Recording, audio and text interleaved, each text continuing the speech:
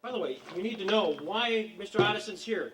And the reason he's here is because several of you, including my mother, saw Mr. Ottoson's article in the Sweden America, and he mentioned the fact that he was a newspaper man, a media man, a TV man, former anchorman on the Swedish TV headline news program, which I can't pronounce, filmmaker, producer, world traveler, been there, done that, seen that. It also went on to mention that Mr. Ottoson had reported the last days of the Nuremberg trials, and that caught the attention of several of you, and I thank you because your eyes and ears were open and you thought about the Robert Jackson Center. He was also the voice of the classic broadcast when Swedish boxer Ingemar Johansson beat Floyd Patterson. He also was an actor in a production staged by Ingmar Bergman. This guy has done a lot of things. He's been in Florida since 1966, goes back and forth to Sweden, has been a feature of several documentaries, and I can go on and on. But oh boy, such a build-up I haven't seen in 40 years.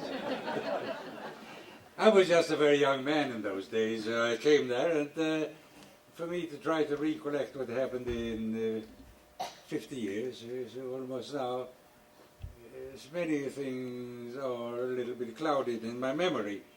But anyway, I thank you very much for having invited me here to your Long John part of the world, coming from Florida. It is really something to see snow for the first time in 20 years. I'm very honored to be in this specific center because Robert Jackson, of course, I didn't know, except that I passed him briefly in Nuremberg and shook hands with him like everybody else, you know, how do you do, how are you, etc. But I knew about him from my first years in London when he tried to get together a team for the prosecution in Nuremberg, and from interviews with him, etc., that I read, I was very impressed with the man, and he was one of the reasons I wanted to go to Nuremberg, for the fact that I wanted to see him present the accusations against him to be there. So how did it all come about? Well, first I must say that I'm very glad it's the American Scandinavian Swedish Heritage, or Scandinavian Heritage Association. As my great hobby lately is to dig into Scandinavian past in the part of the world where I live, and of course especially the Swedish part of it. I happen to live in Vero Beach, and in Vero Beach where I live, I didn't know that there was very much from Nordic until I was living between two roads. One was Stockholm Road and one was Oslo Road. And that the county, Indian River County, once upon a time was called Viking County by a guy called Hallström, who everybody has forgotten since. I figure that within these walls, it's not very much I can tell you about Nuremberg and the trial. You've seen just as much as I know on that screen. And I was also in Nuremberg only for a very short time, and I didn't get especially deep into the preceding court events because I was busy over with the BBC in London, and I got there because BBC suddenly needed a reporter from one of the Scandinavian countries during the end of the war, and they sent over a Lincoln bomber and picked me up in a darkened field and flew me over to London, landing at Heathrow Airport, which in those days was about half a dozen corrugated sheds. That's all there was. And it never finished, by the way. Every time you come there, they're rebuilding it. Anyway, when I returned and came to London, I started to take an interest in the work that was being prepared just by Robert Jackson and Lord Justice Lawrence, the maker. And of course, I didn't know then that Robert Jackson actually was the man that laid the foundation for war crimes. What was war crimes? That no person has to obey a civilian or a military order if it is against his conscience and against morality and touches on war crimes. That was what Robert Jackson left the world, and that is what is in the air today at the trial in The Hague against Milosevic for Yugoslavia. I came to England, as I said, at the end of World War II, and I came over when the war sort of ended over with the doodlebugs flying over London. And when I heard the first one, I started to run, and then I was told by the British, as long as you heard them, you shouldn't run. It's when you don't hear them any longer, that's when you should run. I was, as I say, a very young and very green journalist. I had just been promoted from sports editor to night editor of a paper in Norrköping called Östergötlands Dagblad, or Eastern Daily News. And that's when I got interested in an ad put in by the BBC for a reporter. So here I was on my way to what I call the Freedom Building. It was Bush House between Strand and Fleet Street in London, where the BBC piped out programs to 48 different countries around the clock. And I can still almost feel the chill down my spine when I, as a reporter, sat down for the first time behind that microphone, and it went boom, boom, boom. This is London, här i London, Lars Ottoson med nyheterna. That was something that never goes out of my mind. It was a remarkable blend of people in Bush House. I mean, you never knew if you were sitting in the cafeteria between a couple of people who were journalists, or if it was a prime minister who sat there, or a king next to you, or just some technicians. They all looked the same, we all ate the same food, and no one catered to anybody. BBC in those days was a sort of a school tie institution. It was Eton Harrow, Oxford, Cambridge, and you know, the typical English attitude of those people, press on regardless, old chap sort of thing, and bomber command moustaches and all that thing. Of course, we in Bush House were just a war necessity.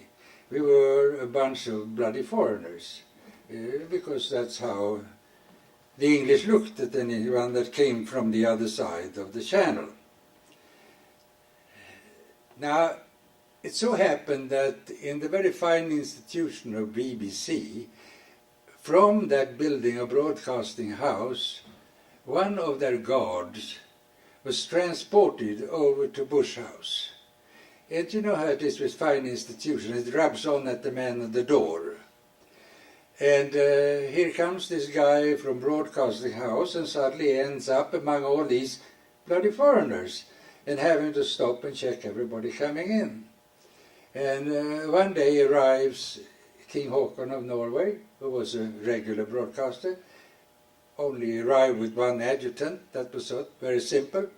He came and wanted to go in, and the guard stopped him and said, "Excuse me, could I see your identity card, please, sir?" And so King Haakon said, I'm sorry, I haven't got the specific identity card here. I'm the King of Norway, and I broadcast here every Tuesday from Studio 14. Oh, really, sir? Will you hold on a moment, please? Said the gardener. Of course, everything that was outside of the Commonwealth was sort of unknown territory for a guy like that. So he looked in his book and he found something called Scandinavian region. Oh, yeah, that sounded like it. So he called up and he said, "Excuse me, I've got a gentleman downstairs here. It says the King of Denmark, I think, and he's going to broadcast from here." So they said, "That must be a mistake. The King of Denmark is in Denmark." So the guy turns around to King Haakon and said, "Excuse me, sir, which country did you say you were king of?" And that was sort of the atmosphere. Anyway, it came to the point that the last doodlebugs fell and my landlady shuffled off in her slippers to have a pint at the pub. Ladies' room, ladies were not allowed inside the sanctuary of the real pub, so they had to go to a special room or sit outside. And I went to Piccadilly Circus. And Piccadilly Circus, the night I remember, went ballistic, of course. And I know what happened on Times Square, but I can tell you Piccadilly Circus, with the ruined buildings around it, gave it a very, very special feeling. When I was in London, as I said, I was a young man. Young men don't make much money in the journalistic profession, so I had to work a little bit extra. I took a night job with the Svenska Dagbladet, the Swedish Times, as an extra, and they had their office in the Times building, and I lived up at Regent Street area, about 7 miles away. And that's when I started to understand why the British young people sort of had a little bit resentment against the GIs that were in London. Because I had to walk home every night. I couldn't get a taxi. Because at the evening, no taxi driver in London would drive anything but the GI because they pay double fare. So I walked 7 miles home every night, cursing the taxi driver, of course.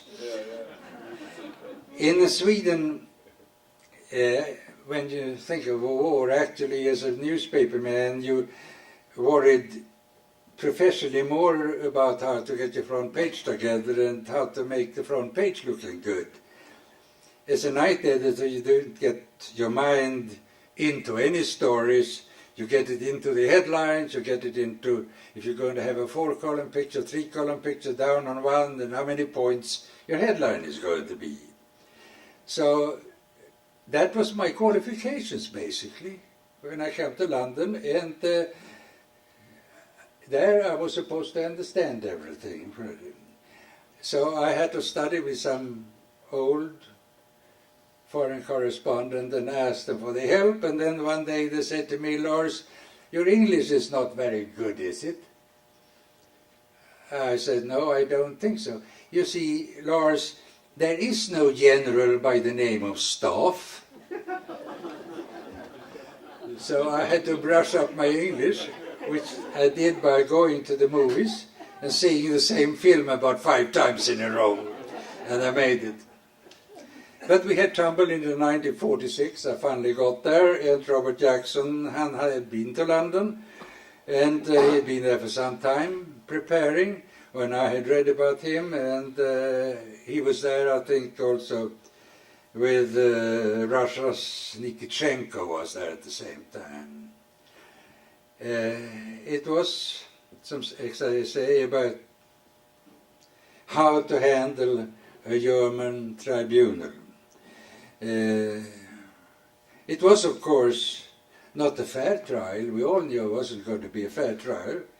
It was a fair victor's tribunal. Many people thought we shouldn't have it. There was nothing to bother about, just take them out and shoot them. That was an attitude among a lot of people who had suffered from the war. But it was a fact that the British and the Americans felt that they had to be fair. They couldn't win a war and leave it without fairly looking through the reason why it happened and analyze it with the help of the people who committed the crimes. Now everybody knew they were going to be sentenced, mostly to death, but even to others. And it became clear to my mind by reading what Jackson said that I wanted to go to Nuremberg and experience world history. So I went to my boss for the Scandinavian region and I said, I'd like to go to Nuremberg. And he said, oh yeah, he says, go ahead if you can get there and if you can get in. And the rest he left to me. I had, anyway, I had his permission. And I figured, how do I do this? And then I came to think of that in any big institution, and BBC was big, it's 20,000 people working there. There is always some people on the lower management level who can fix things that exist in any bureaucracy. And I found that in the European section, in my case, it was a Miss Peacock. A nice, frumpy little lady who was sitting far away in a corner of an office and took care of things like ticketing and transportation and things like that. So I made it a point of meeting her in the cafeteria as often as I can to find out if she sort of had a weak spot somewhere that I could use again. And I got there one day when she said that she complained about the rationing. And isn't it a shame? She said that so many years have gone since we could have had a real steak dinner at home, etc. And that lit the bell. Down at the Tower Bridge was a Swedish ship lined up, Saga, from Swedish Lloyd, that had started regular tours to London.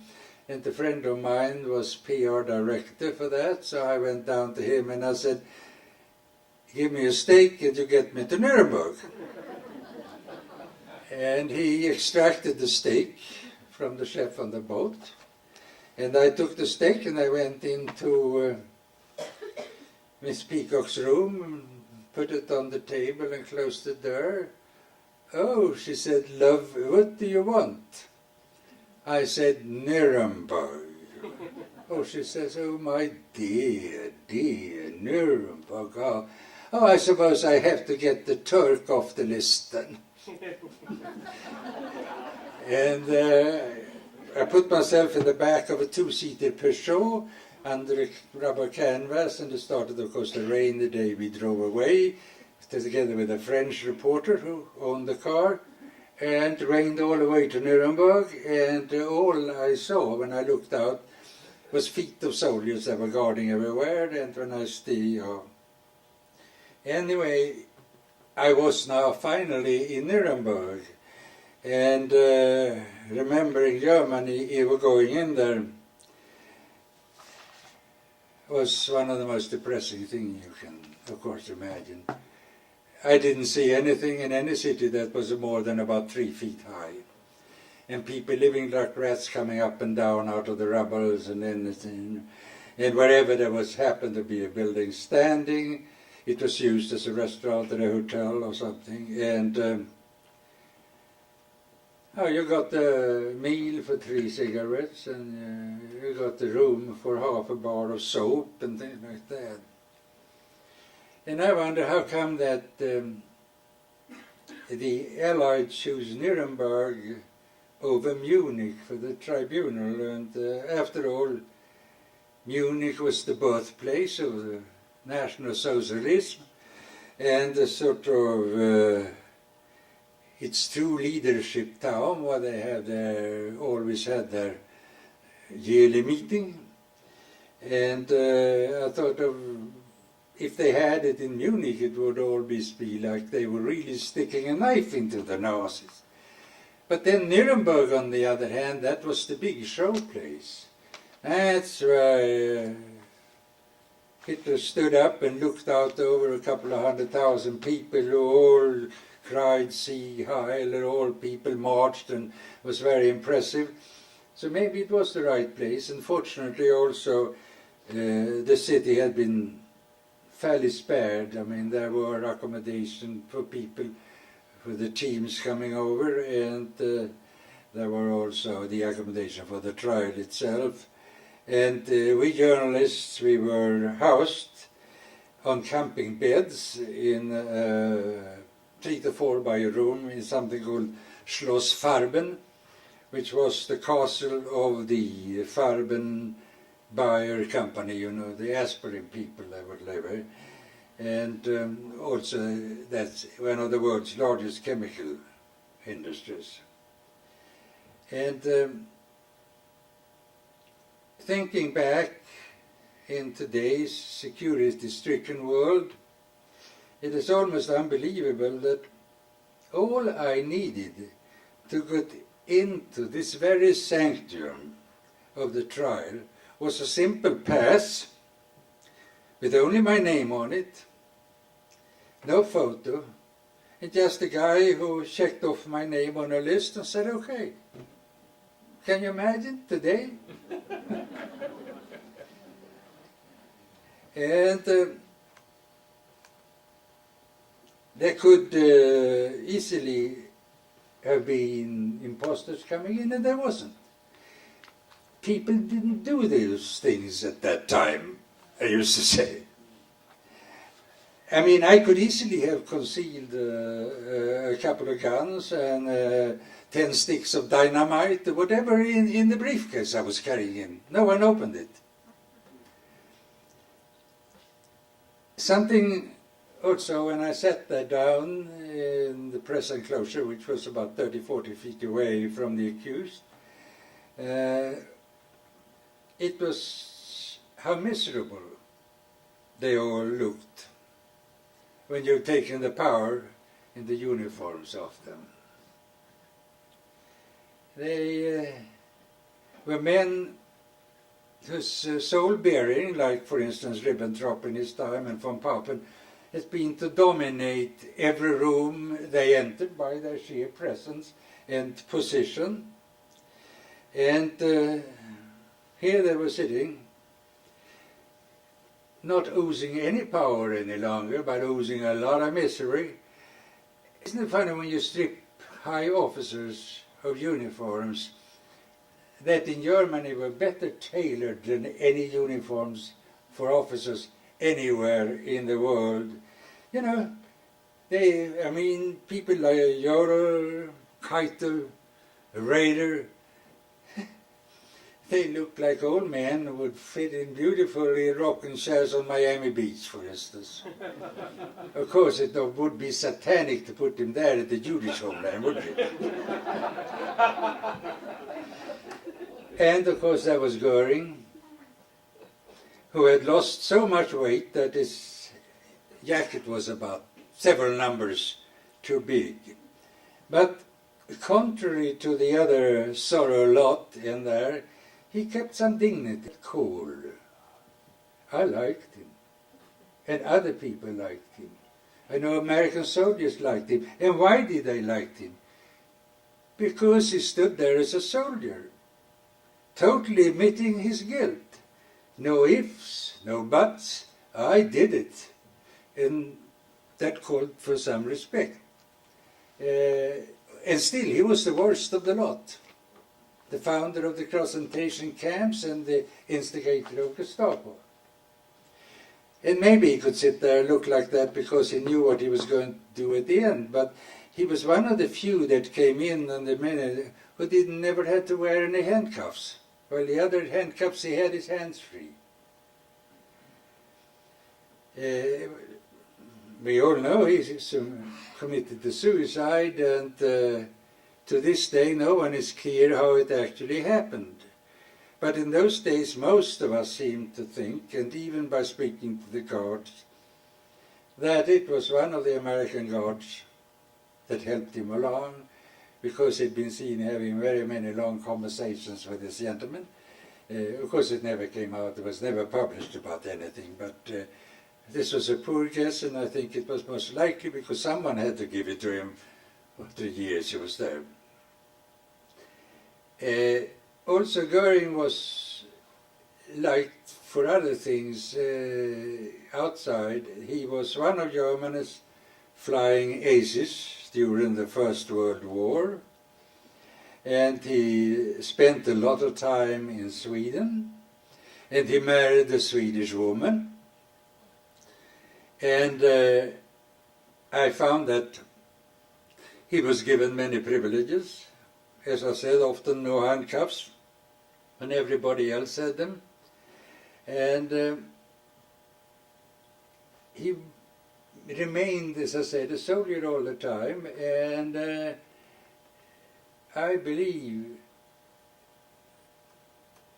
that his ties to Sweden had a little bit to do with it. I think there was a certain interference with certain circles in Sweden, including our family, etc., on behalf of Göring, which gave him a little bit of this extra freedom. They say he's a gentleman, he won't do anything. But Göring was also the only one that looked relaxed. He always sitting with his arm up on the side of the dock. No one else did that. He moved around, looked a little, looked interested in people, and he was always resting his body one way or another. And he tried to get into a little conversation with Hess, who of course was sitting there fiddling and looking like a ghost with his hair in. And one day Göring had an apple with him, I remember, and he took a bite of the apple and he offered it over to Hess.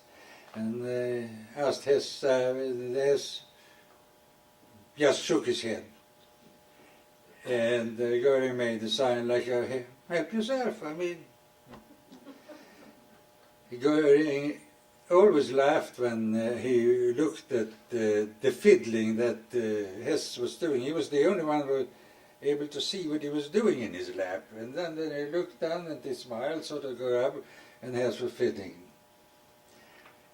The rest of the accused actually didn't do much. I mean, they sat there stone-faced with clasped hand, and occasionally someone poked his nose or something else, and they just looked like a miserable bunch of old men. I understand that back then, where they were housed, several of them was just what I would say bickering old farts. Especially the military.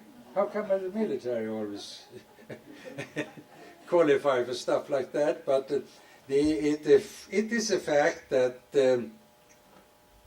Admiral Dönitz and Field Marshal Raeder was one Dönitz superior, and then of course it threw around when Dönitz became the head of the state. They were bickering and arguing about everything for the 10 years. And what did they bicker about? Yeah, who was going to step out first? Why do you walk so fast around this when you can do it this way? It is your fault that this happened. Oh, no, and that's everything from who's going to walk first in the yard to who made mistakes in running the country. They all bickered about it all the time. What kind of most impressed me was the worst memory I have from Nuremberg, and what could I say as your man? That was to hear the death sentences. There were 18 of them. And to sit there and 18 times in a row in here sentence you to death by hanging, death by hanging, death by hanging. That's sort of have stuck in my mind. And when this was happening, Göring, of course, at the back of the dock, as you've seen, there was an elevator coming up at the back of the dock from cells below, and there was one guard standing on each side of it. And the accused came out, and he stopped, and they put earphones on him to hear the translation of his sentence. And Göring came out there, and he put the headphones on, and something was wrong with the headphones. He couldn't hear it. So his signal was wrong, so they took it off and gave him another pair of headphones. So he put them on and he started to hear. So what does he do? He pointed the headphones like this, and he does like this to the judge while listening to his death sentence. So in the very last minute or moments of his life, he was still with it and took it. And the others, there was not much reaction. There was, I can say, wasn't a single one of them who reacted very much to the death sentence, except some seemed very scared. Jodl argued right away, came out the way that he didn't want to hang, he wanted to be shot. He was a military, he was an officer. And there had been, I knew, a lot of arguments, including from American and British military, to save Jodl, or at least let him have the death he wanted, but it didn't happen. But you know that in a victorious tribunal, only the losers get punished. But there is one, I'm very surprised, that was never punished, and that was Albert Krupp, Germany's leading industrialist, that almost up to the end of the war ran the war-producing machine in his factories with the help of slave labor. But maybe it was because the Allies needed Krupp's influence for the rebuilding of Germany. Another piece of what we call, and what was it your president called it, the industrial military complex. We got it a bit in Jeremy Krupp.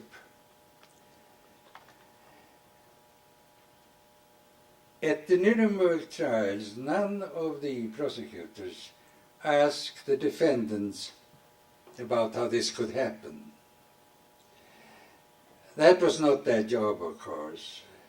And in all that has been written about the rise and fall of the Third Reich, it has always amazed me that no one really came up with an answer to why the rest of at least the Western Europe let all these happen. Believing that a man, Hitler, who promised peace in our times with Chamberlain, would keep that promise, just as he had kept promises in Austria, Saarland, Sudetenland, etc. Europe didn't react to Hitler. They looked sad and on until he took one time. It was first when he marched into Poland that reaction came. And I think one of the answers to this was that there was first of all no military machine to stop him with, but the Europeans loved military uniforms and parades. Always had loved it. It goes back hundreds of years when you basically was nothing in the society unless you wore a uniform. The imperial courts were crowded with overdressed officers who all wanted a war to play with. That came from Franz Josef's Austrian-Hungarian to Kaiser Wilhelm, etc. And that was the beginning of the First World War. Also came from there. In England, the oldest son in those days had to become an officer and go out somewhere in a colony to prove himself. Europe built on a past with little men who got to play out their perverted lusts for war, like Napoleon and the Swedish Charles XII, who grow up learning war by letting out a lot of horses, riding on one himself with a sable and cutting the throats of the horses. That was fun when you were 17 years old, and when he was 19 years old, he led the Swedish army into Russia. And I came to think about that, and after Europe had watched Hitler's first step, it took a deep breath. But an even deeper breath had been taken after the First World War, when Hitler came to power and no one did it. And Europe was sort of ready for Nazism. That's a fact. I mean, Mr. Hitler must be quite a guy. The trains run on time in Germany, right? Everybody has a job in Germany. Now, what did they have during the Weimar Republic? They have a stable currency. Now they're building roads. That's right. So the Nazi party started to flourish in Europe. Yeah, Mussolini came up too. He also made the trains run on time. Franco come to Spain and had the trains run on time. And why bother about civilians? And you think I'm kidding about this? The Nazi party was big in Sweden. Had two leaders, Birger Furugård and Sven-Olof Lindholm. And the young boys marched down in brown shirts on the street. They loved the parade. It was growing steadily in Norway. There's a name Quisling, if you remember. There was hundreds of thousands of Nazis in England, believe it or not, under Mosley. He was a big force. Not to talk about that the royalty all around Europe loved Germany because they were all from Germany, basically. British royal family was German. I mean, Mountbatten, that's Battenberg. And Edward, who was king, he was a personal friend of Goering and had a lot of money and investments in Germany. And the British politicians were overjoyed, I'm sure, when Mrs. Simpson came and took him so they could ship him off as governor to far distant away Bahamas, because they were really embarrassed by his ties with Germany. So there was no one actually to stop Hitler. He was admired, and people have still always loved war for some reason. I don't think there have been many years without a war in the world. And today, why we are so peace-loving and don't want it, but still our kids play with tin soldiers or G.I. Joes and run around shooting each other and playing war. And as I said, in 1937, Sweden had two strong Nazi parties, and their ranks were filled with officers. And I dare to say that 90% of the Swedish officers were great admirers of Adolf Hitler. There was only the social democratic politicians of Sweden in those days, the Labour, that really stood up against him. But they had a strong opposition party, and that is why Sweden ended up by allowing the transport trains to go through Sweden up to Norway. And that is why I said that how come they allowed Hitler to do this? It could have been stopped if there had been Berlin. So most of you know that his work, Hitler's work, was to make Germany the leading power in the world. And thanks God he didn't make it. And thanks God that the men who was with him, and if they hadn't been punished in Nuremberg, put to death, might have been there as a little plant to expire, and a new wave of aggression had grown in Germany. And I can only say that to stand here and think back at Robert Jackson and what he did in Nuremberg, because it was very much his doing. He had opposition when he put there, we all know that. He had strong opposition, he persevered, and he was there, and he got it done, and his name lives today, especially come alive again today, because of the trial against Milosevic and other war criminals that would follow in The Hague, where his spirit fills the hall today. And that's about it. Terrific.